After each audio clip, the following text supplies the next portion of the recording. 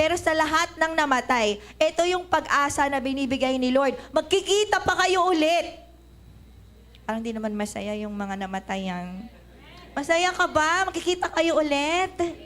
Amen. Magkikita kayo ulit. At alam niyo yung katibayan nun, sabi ni Jesus Christ, hindi ko lang sinasabi to sa'yo. Alam mo yung katibayan nun? Ako. Kasi ako, nabuhay ako ulit. Amen. Si Jesus mismo namatay at muling nabuhay para patunayan sa lahat ng namatayan na makikita mo sila ulit. Amen po. He gives Himself as hope. Siya mismo yung hope natin. Kaya nga may kantang living hope. Diba? Siya yung buhay na pag-asa. Amen po. Amen. Ganong klaseng counselor si Jesus Christ na talagang mapapaniwala ka kasi siya mismo eh. Siya mismo yun eh. Yung pag-asa. Amen po. Amen. Kaya sa lahat ng namatayan, pakisabi sa kanya, magkikita tayo ulit. Magkikita kayo ulit pala, sorry.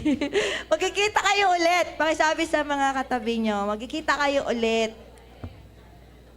At tingin tayo kay Jesus, no? Tingin tayo kay Jesus. Naniniwala ako na gusto ni Jesus may hope yung mga namatayan. Ayaw ni Jesus na wala tayong pag-asa. Ayaw niya na nagmumukmok tayo, nalulungkot tayo, lagi tayo umiiyak. Gusto ni Jesus na meron tayong joy, meron tayong peace. At yun ay sa pamamagitan ng paglagay ng pananampalataya natin sa Kanya. Amen po?